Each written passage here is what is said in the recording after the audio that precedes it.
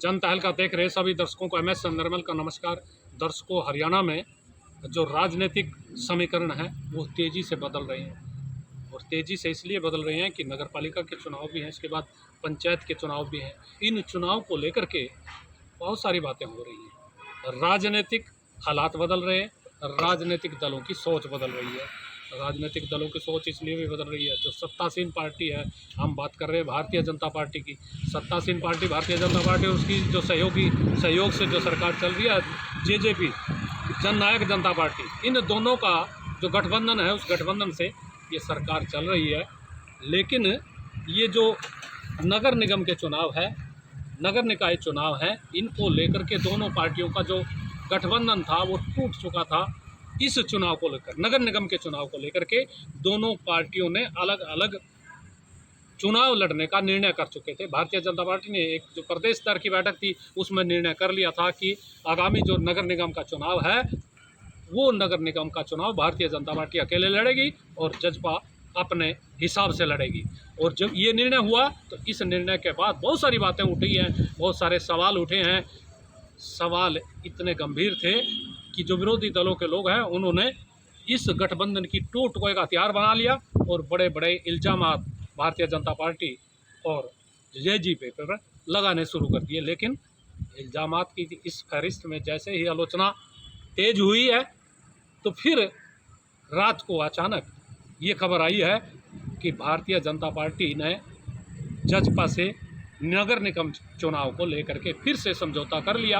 हालांकि जो सरकार का समझौता है वो ज्यों का त्यों था, लेकिन ये समझौता सिर्फ नगर निगम चुनाव को लेकर के तोड़ा गया था और उसी को लेकर के फिर जोड़ दिया गया। हमारे बीच आम आदमी पार्टी के जो नेता हैं भगत राम जी फिर हमारे साथ जुड़ चुके हैं। उनसे हम जानेंगे कि वो इस जो समझौता है इसको तोड़ना और फिर इसको जोड़ना, इसको किस रूप में लेते हैं। क्या ये सरकार की समझौता तोड़ने की कोई साजिश थी, चाल थी, या भारतीय जनता पार्टी के लोग अपनी जो गिरती साख है उसको संवारने के लिए ऐसा कर रहे थे?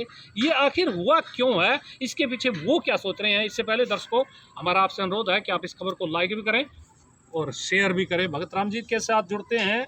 भगत राम जी, जनता तहलका पर आपका स्वागत है। सवाल बहुत बड़ा है और बड़ा गंभीर भी है, क्योंकि आप लोग सत्ता की दावेदारी कर रहे हैं, आम आदमी पार्टी। इन परिस्थितियों को लेकर कुछ कहना चाहें? निर्मल जी, सबसे पहले तो जन तहलका देख रहे सभी दर्शकों को मेरी ओर से क्रांतिकारी नमन। जो भारतीय जनता पार्टी है वो आज से 4 साल 3.5 साल पहले ही अपना वजूद हरियाणा में खो चुकी थी। हरियाणा के लोगों ने उसको नापसंद कर दिया था, नकार दिया था। लेकिन उन्होंने सहारा लिया जेजेपी का, जो अलग से अपने बूते पर चौधरी देवीलाल की नीतियों को लेकर के 10 सीटें लेकर के आ गई। तो इनको बैसाखी के रूप में नज़र आया दुष्यंत चौटाला, और दुष्यंत चौटाला को अपने साथ जोड़ लिया। दुष्यंत चौटाला की कुछ कंडीशंस होंगी वो उन्होंने मान ली, और उनके खुद के एमएलए विधानसभा में कहते रहे हैं कि खोपर अकेला ही जीम गया 11 महकमे। वो किसने दिए 11 महकमे? बीजेपी ने। क्यों दिए? मजबूरी थी। और वैसे एक तरफ इन्होंने प्रचार कर रखा कि हमारी तो बिना खर्ची बिना पर्ची की सरकार है। जब तुम्हारा समझौता ही, गठबंधन जो तुम उसको कहते हो, वो ठगबंधन के रूप में हुआ, अर्थात उनकी जो जायज़ नाजायज़ मांग थी वो आपने सारी मान ली। उनके कहने पे जो वो कहते हैं वही आप करते गए। और आप ये कल का जो इनका समझौता टूटा था और इन्होंने फैसला किया कि हम तो अकेले जाएंगे, अकेले चुनाव लड़ेंगे, जेजेपी अलग लड़ेगी, बीजेपी अलग लड़ेगी। नहीं, मेरा सवाल एक ये बड़ा अहम है और दर्शक भी जानना चाह रहे हैं, आखिर ये समझौता तोड़ा क्यों सरकार में? तो दोनों फिर भी शामिल थे। इन्होंने समझौता तोड़ते वक्त ये कहा था, इनके जो नेता हैं उन्होंने ये कहा था कि सरकार में तो हमारा समझौता है, लेकिन ये नगर निकाय के जो चुनाव है इनमें हम समझौता नहीं करेंगे। आखिर ये जो सोच थी क्या थी? आप क्या मानते हैं? कोई रहस्य था इसके पीछे? मैं ये मान के चलता हूँ कि ये तो बड़ी ही गूढ़ रहस्य की बात है, जो अंदर के इनके लोगों को मालूम है कि हम क्यों ऐसा करने जा रहे हैं। एक तरफ तो इनका ये आया कि हम शायद अकेले दम पे जाएं, अपने आप को देख लें कि हम कितने पानी में हैं। हालांकि ये फ्लॉप हैं दोनों ही, ना उनके पल्ले कुछ है ना उनके पल्ले कुछ है। और ये दोनों डरे हुए हैं आम आदमी पार्टी से। दुष्यंत चौटाला जी को भी हमारा ही डर है और खट्टर साहब को भी हमारा ही डर है। रही कांग्रेस की बात, कांग्रेस का तो पहले ही सुपड़ा साफ हो गया। वो तो बेचारे घबराए फिर रहे हैं कि हम कहाँ जाएं।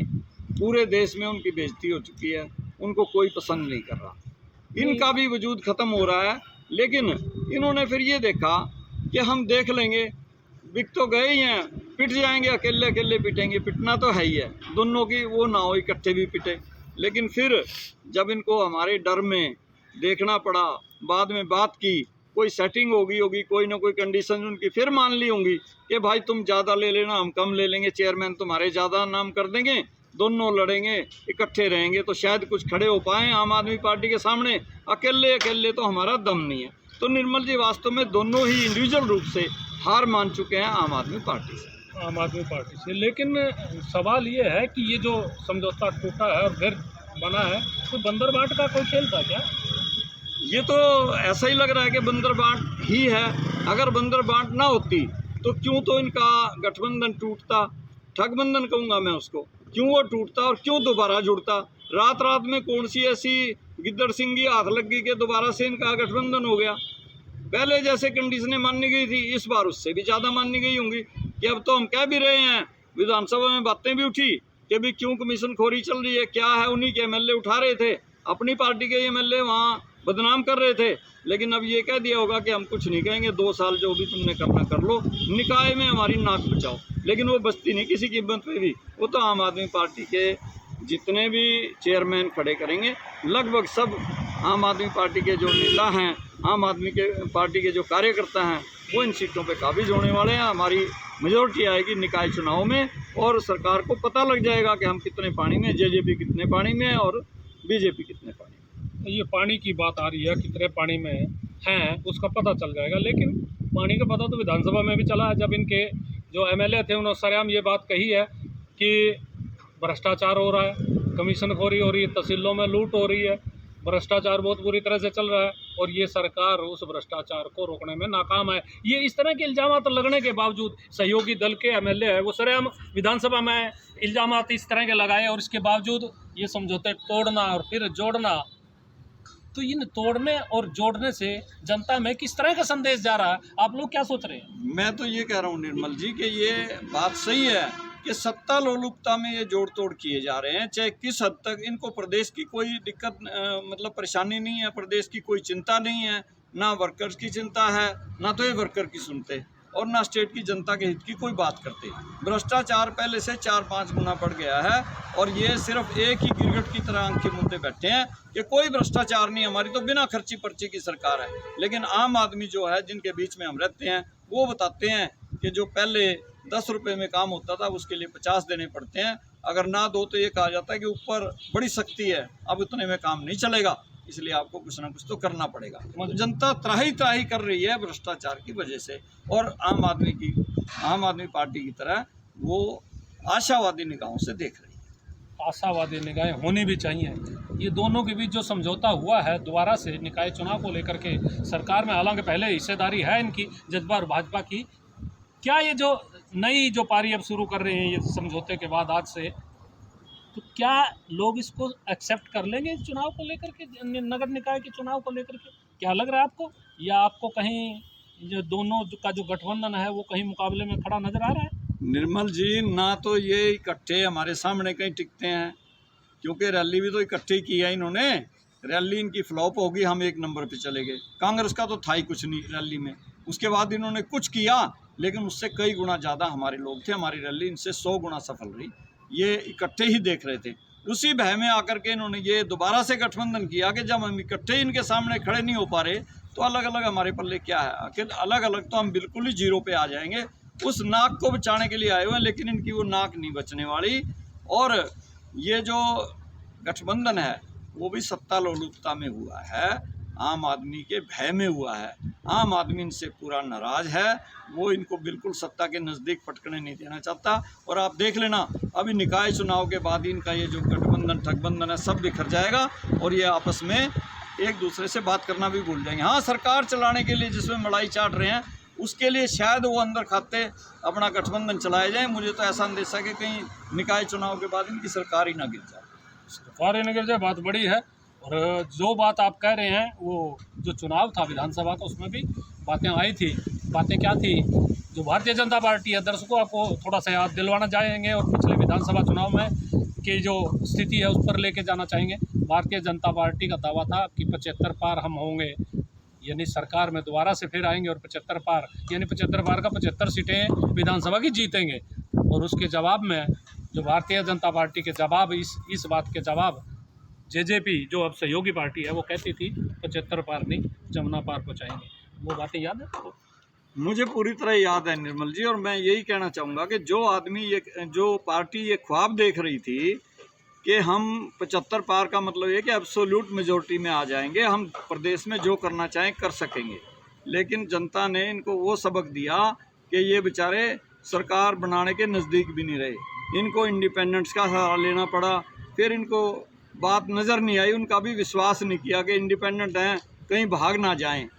इन्होंने फिर जेजेपी को एक बैसाखी के सहारे बैसाखी मान करके उससे साठगांठ की, और जो उसकी कंडीशंस थी अनाप शनाप कंडीशंस मानते चले गए, और उन्होंने पूरी सरकार के अंदर लूट मचाई हुई है। दोनों पार्टियां रल मिल के खा रही हैं। जहाँ बीजेपी वालों का दाव लगता है वो जनता को लूटने से कतराते नहीं हैं, जहाँ जेजेपी का लगता है वो तो सरेआम ही है सारी बात कि कमीशनें भी चल रही हैं, लूट मार भी चल रही है और लोगों को धमकाया भी जा रहा है। तो इस तरह से मैं तो ये कहूँगा कि सिर्फ वो जो आदमी ये कहता हो वो तो कहता है कि मैं 75 पार आऊँगा, दूसरा कह रहा है 75 पार नहीं तुम जमुना पार जाओगे, क्योंकि उनको भी ये अंदेशा था कि सरकार तो हमारी बनने वाली है। बीजेपी को ये अंदेशा था कि नहीं हम तो मेजोरिटी से आने वाले हैं। दोनों सत्ता के लिए यार, बल्ले दोनों का कुछ नहीं था, सत्ता के लिए दोनों यार बन गए, और उसी भय में अब आ गई है कि अब भी इकट्ठे देख लो कुछ ना कुछ। अब तो ये है कि इकट्ठे आएँ, अलग अलग आएँ। वो जैसे होता ना कि कमज़ोर पहलवान के साथ दूसरा पहलवान जब उसको सख्त लगे वो कहे भाई मैं नहीं लड़ता, तो वो कहेगा भाई कोई बात नहीं, तेरा और कोई साथी उसको भी बुला ले, मैं तो दो से भी लड़ने को तैयार हूँ। तो आम आदमी पार्टी ने इनको ऐसी स्थिति में खड़ा कर दिया कि तुम दोनों आ जाओ, एक बाजू से उसको गिरा दूंगा, दूसरे से दूसरे गिरा दूंगा। आम आदमी पार्टी का वजूद वर्कर्स में इतना हो चुका है, आम आदमी पार्टी के वर्कर तन मन धन से लगे हुए हैं पार्टी को सफल बनाने में। पार्टी की नीतियों का प्रचार हो रहा है और दिनों दिन हमारा ग्राफ जनता के बीच में बढ़ता जा रहा है, और इनको हमारे से ही खतरा है और आपसे ही खतरा है। लेकिन बात दाव की चल रही है, और दाव की बात हरियाणा की राजनीति में एक और हो रही है। राज्यसभा चुनाव होने वाले हैं, 10 तारीख को मतदान होगा और सीटें 2 हैं राज्यसभा के लिए। 2 राज्यसभा सदस्य बनने हैं, लेकिन दावेदार 3 आ चुके हैं। एक वो जो कार्तिकेय शर्मा वो आज़ाद रूप से आ चुके हैं, और ये कार्तिकेय शर्मा जो एक क्या नाम अपना कांग्रेस का जो माखन है वो अजय माखन वो कैंडिडेट हैं। दूसरा भारतीय जनता पार्टी के कृष्ण जी हैं, ये कृष्ण पवार। ये जो दो के बीच में तीसरा आ गया, जो 2 कहते हैं 2 बिल्लियों की लड़ाई में बंदर कहीं फ़ायदा न उठा जाए। अब ये जो ये फ़ायदा उठाने वाली बात हो रही है, दाव की बात हो रही है। आपको क्या लग रहा है राज्यसभा की ये जो सीट कार्तिकेय कहीं ये छीन लेगी कांग्रेस का? क्या होने वाला है? कुछ उनके विधायकों को घुमाने भी लेके जा रहे हैं, कोई डर है क्या उनमें, या कहीं कुछ और राजनीतिक खिचड़ी पक रही है? क्या लग रहा है आपको? निर्मल जी, आपने बहुत ही सटीक और सही मतलब सवाल किया है, और इसके जवाब में ये कहना चाहूँगा मैं कि बीजेपी तो फिर भी कुछ अस्वस्थ यूँ है कि कुछ तो हमारे वोट हैं, कुछ जेजेपी के हम ले लेंगे, कुछ इंडिपेंडेंट भी हमने लड़ा रखे हैं, तो सरकार के दम पे हम शायद कहीं स्टैंड कर जाएं। अपना एक कैंडिडेट उन्होंने खड़ा किया, उसको जिताने की वो कोशिश करेंगे कि हम जीत जाएं शायद। लेकिन कांग्रेस तो इतनी घबरा गई इंडिपेंडेंट के आने से कि जी ये जो हमारे एमएलएज हैं कहीं यही ना बिक जाएं, यही ना कहीं और चले जाएं। उनको अपने एमएलएज से ही विश्वास उठ गया, और उनको पकड़ करके वो कहीं जा करके उन्होंने बंद कर लिया, उनको यहाँ से उठा के ही ले गया हरियाणा से बाहर, ताकि हरियाणा वालों से ये मिले ही ना। इतना जब खतरा किसी पार्टी को हो जाए तो उसका तो सुपड़ा साफ ही है, और वो आपको पता है कि कांग्रेस का तो सुपड़ा साफ है। इनका शायद कोई बन पाए, हम इसके बारे में कह नहीं सकते, आश्वस्त नहीं है। लेकिन मुझे तो ये लग रहा है कि कांग्रेस से ज़्यादा या कांग्रेस की बजाय कहीं इंडिपेंडेंट ना जीत जाए। हम इसके बारे में आश्वस्त नहीं हैं, लेकिन हम कह सकते हैं कि वो इनका अपना ही आचरण बता रहा है कि वो मैदान छोड़ के भाग चुके हैं। लेकिन हरियाणा में जब से उदयवान का उदय हुआ है, ये भूपेंद्र सिंह हुड्डा जो पूर्व मुख्यमंत्री भूपेंद्र सिंह हुड्डा, उनके कसम खास हैं, उनके कहे से उनको नेतृत्व दिया था हरियाणा में कांग्रेस का। और ये उदयवान के उदय के बाद ये इस तरह के हालात बन रहे हैं। हरियाणा में प्रचार ये हो रहा है कि आने वाली जो सरकार है वो कांग्रेस की होगी, कांग्रेस का लोगों में ग्राफ बढ़ रहा है। लोग कांग्रेस को पसंद कर रहे हैं, भारतीय जनता पार्टी से नाराज हैं। इस तरह के ये प्रचार को आप किस रूप में देखते हैं? कहाँ खड़ा पा रहे हैं? आप तो कह रहे हैं आम आदमी पार्टी की सरकार बनेगी, कांग्रेस के दावे को आप कैसे आंक रहे हैं? निर्मल जी, मैं इस बारे में ये कहना चाहूँगा कि जो कांग्रेस के लोग हैं, जो कांग्रेस के नेता हैं बड़े बड़े, वो ना तो इन्होंने कभी दलित पिछड़ों का भला किया है और ना ये कर सकते हैं। इनकी नीतियाँ इतनी खराब रही। अगर इनकी नीतियाँ अच्छी होती तो 70 साल से लगभग इन्हीं का ही राज था। 5-7 साल बीजेपी के छोड़ दो, बाकी कांग्रेस ही सत्ता में रही है। दलित पिछड़े जहाँ थे वहीं हैं, और दलित पिछड़ों के बारे में इन्होंने कभी नहीं सोचा। सिर्फ उनको मुखौटे के रूप में प्रयोग करते हैं और जब उनका काम निकल जाता है उनको बाहर फेंकते हैं। यानी आपका सीधा सीधा इल्जाम है वोट के हथियार के रूप में प्रयोग कर रहे हैं इनको? बिल्कुल बिल्कुल। उदय भान जी का कोई उदय नहीं हुआ। उदय भान जी पहले भी ऐसे थे, अब भी ऐसे ही हैं। उनका तो सिर्फ ऐसे रहेंगे। अब तो उनका सिर्फ अध्यक्ष बहुत बड़ा अध्यक्ष के पास कोई पावर नहीं है, ना अध्यक्ष की कुछ चलती है। अध्यक्ष का तो मुखौटा यूज किया जा रहा है कि वो दलित चेहरा है, ताकि दलित लोग सोचे कि हमारा आदमी चेयरमैन है। वो तो आपको मालूम ही है कि किसकी चल रही है। निर्मल जी, मेरे मुंह से क्यों कहलवाना चाहते हो? दलितों का तंवर जी छोड़ के इसीलिए आगे इन्होंने हर दलित के जो नेता थे, दलितों का जो सिर्फ है मुखौटा यूज करके ये वोटें हथियाना चाहते हैं। लेकिन अब लोग इतने बावड़े नहीं रहे जो इनके कहने पे गुमराह हो जाएंगे। अब आम आदमी जाग चुका है, आम आदमी को समझ आ चुकी है, और वो जहां उनका हित होगा वहीं पे वोट देंगे। वो किसी जाति के आधार पे वोट देने वाले नहीं हैं। और आम आदमी पार्टी का भविष्य उज्जवल है। भविष्य तो उज्जवल है, लेकिन अब चुनाव की बात आ रही है। आप लोग दावा कर रहे हैं सरकार आम आदमी पार्टी की बनेगी, लेकिन आम आदमी पार्टी की सरकार तो बनाने का दावा कर दिया, लेकिन चुनाव में विधानसभा का जो चुनाव आएगा, आप क्या मान रहे हैं? अभी से कोई ऐसा आकलन करके चल रहे हैं कि आपका मुकाबला कांग्रेस से होगा, या ये जो भारतीय जनता पार्टी की मौजूदा सरकार है, सरकार में बैठे हुए नेताओं से, इस पार्टी से होगा? किससे मान रहे हैं आप? ये सारे मिल जाएं तब भी आम आदमी पार्टी के मुकाबले में नहीं टिक सकते। मैं तो इनको सारों को बिखरे हुए देखना चाहता हूँ, और मुझे तो ये लगता है कि 90 की चाहत से थोड़ी बात बनेगी, चाहत तो लोगों की बनेगी। जो हम जनता में जा रहे हैं, लोगों का जो रुझान है, अभी तो 2 साल पड़े हैं, हमारे वर्कर्स काम कर रहे हैं। अभी हम इतना आकलन नहीं लगा सकते, लेकिन मैं दावे के साथ कह सकता हूँ कि हरियाणा में जब 1.5-2 साल के बाद इलेक्शन होगा, 90 की 90 सीटों पे सबकी बाकियों की जमानतें जब्त होंगी, आम आदमी पार्टी के कैंडिडेट काबिज होंगे, और आम आदमी पार्टी जो है मेजोरिटी से सरकार बनाएगी। ये 90 की 90 सीटें जीतने की कोई जड़ी बूटी तैयार करके रखी हुई है क्या? वही जैसे कि पूरा आप ऐसे फैला देंगे और सभी लोग पूरे 90 के 90 पे आपके प्रत्याशी जीतेंगे, बाकी कोई जीतेगा ही नहीं, ऐसी कोई रणनीति तैयार की है क्या आपने? कोई जड़ी बूटी तैयार हो रही है? हमारी रणनीति तो यही है कि हम आम आदमी की समस्याओं पे ध्यान देते हैं, उनकी समस्याओं को लेकर के काम करते हैं, कार्यकर्ताओं के बीच में रहते हैं। हम कोई AC में नहीं बैठते, हम घर में नहीं टिकते, हम तो आम जनों के बीच में रहते हैं, और उनकी समस्याओं से जो आम आदमी की समस्याएं हैं, हम उनके खुद भुक्तभोगी हैं। हम उनको खूब तजर्बा करके देख रहे हैं कि हाँ, ये समस्याएं हो रही हैं, तभी हम ऐसा बोलते हैं। आप तो ऐसा बोल रहे हैं, सरकार कह रही है कि हम सारी समस्याओं से हमने मुक्त कर दिया, सारे काम ऑनलाइन हो रहे हैं, लोगों को समस्याएं नहीं है, भ्रष्टाचार बंद है, फिर आप कैसे कह रही है सरकार बिल्कुल फेल है? निर्मल जी, सरकार तो कहने को पता नहीं क्या क्या कह रही है। आप प्रैक्टिकल देखिए, बेरोजगारों के लिए रोजगार नहीं है, व्यापारियों के लिए व्यापार नहीं है, कर्मचारियों के लिए अलग समस्याएं हैं। एक कर्मचारी को कई जगह का चार्ज दे रखा। एक अफसर इतना परेशान है कि उसको 2-2, 3-3 जगह लगा दिया, और अपने चहेतों को तो मलाई वाले महकमे दे करके या मलाई वाली जगह दे करके पोस्ट किया जाता है। बड़े इल्जाम हैं आपके? अभी DTP साहब बड़े इल्जाम हैं? बड़े, मैं छोटे तो लगा ही नहीं रहा। मैं तो ये कह रहा हूँ जो जनता को मालूम है वो लगा रहा हूँ। मैं कोई पर्सनल किसी के ऊपर एलिगेशन नहीं कर रहा। मैं तो सिर्फ ये कह रहा हूँ कि भाई जो एक डिस्ट्रिक्ट में कोई अफसर पकड़ा जाता है भ्रष्टाचार के आरोप में, उसको दूसरे डिस्ट्रिक्ट का भी बढ़िया मलाईदार डिस्ट्रिक्ट का चार्ज दिया जाता है, तो इसका मतलब क्या है? और मुख्यमंत्री जी कहते हैं कि मुझे तो पता ही नहीं। ये सवाल आ रहे हैं दर्शकों के, उसका मतलब यही है कि सरकार की पूरी मिलीभगत है भ्रष्टाचार को बढ़ावा देने में, और सरकार बिना खर्ची पर्ची का तो सिर्फ नाटक कर रही है, ऐसा कुछ नहीं। तो आपको ढोंग लग रहा है ये इतना बड़ा? बिल्कुल, ये सब तो ईमानदार कर खिचड़ी खाते हैं, ये ईमानदार मुख्यमंत्री। ये खिचड़ी तो सभी खाते हैं, खिचड़ी खाने से ठीक है, वो अपना हाजमा ठीक करना चाहते हैं, और कुछ नहीं खाते, हम खिचड़ी खाते हैं। वो अपना हाजमा ठीक करना चाहते हैं कि हम कितना हजम कर लें, ताकि हमारी जो है ना, किसी को पता ना लगे कि हम क्या कर रहे हैं। वो बिना खर्ची पर्ची का सबको पता है कितने लड़के लिए हर पेपर लीक हो रहा है, कई लड़के ओवरेज हो गए, नौकरियां मिल नहीं रही, और अधिकारी कर्मचारियों की शॉर्टेज है। अगर तुम इतने ईमानदार हो, डॉक्टरों की शॉर्टेज है, कल्पना चावला में चले जाओ, कितने मेडिकल कॉलेज हैं, कितने अस्पताल हैं जहाँ पे स्टाफ की पूर्ति नहीं है। और जो आउटसोर्सिंग पे लगाए हुए हैं उनको ठेकेदार पैसे ना देने की वजह से निकाल देते हैं। अच्छा प्रदर्शन हुआ था करनाल में कि जी ठेकेदार पैसे मांग रहा है, अगर पैसे दोगे तो रखेंगे, नहीं तो नर्सें भी घर भेज दी, और वो जो टेस्ट करने वाले MLT वगैरह हैं वो भी सब, मतलब जो पैसे देगा उसको हम रखेंगे। ठेकेदारों की ये नीति हो गई है, और वो ठेकेदार आपके हमारे नहीं है, बीजेपी सरकार ने उनको लगाया हुआ है।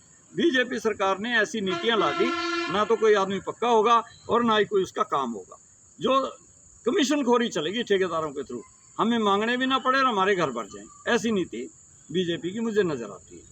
ये बीजेपी की नीति आपको कैसे नज़र आ रही है? ये टेस्ट होगा आप लोगों के कमेंट्स थे, लेकिन आम आदमी पार्टी इस समय जो मौजूदा सरकार है उसको जन विरोधी बता रही है। जनता की जो आकांक्षाएं हैं, जनता की जो उम्मीदें हैं, जनता से जो वायदे करके वो सत्ता में आए हैं उसका अनुरूप काम नहीं हो रहा। ऐसे इल्ज़ामात आम आदमी पार्टी के नेता लगा रहे हैं। इन इल्ज़ामात से आप सहमत हैं? क्या जो मौजूदा सरकार है वो ठीक काम कर रही है? क्या आम आदमी पार्टी आने वाली जो विधानसभा चुनाव है उसमें सत्ता की भागीदार हो सकती है? ये बहुत सारे सवाल हैं और इन सवालों के जवाब जनता के पास हैं, जो कि राय जनता की बनती है और जनता की राय से ही सत्ता मिलती है और सत्ता चली जाती है। अब फैसला लोगों ने करना है, लोग क्या सोच रहे हैं और आपका मन क्या है। मैं अपने सहयोगी पंकज के साथ MS निर्मल।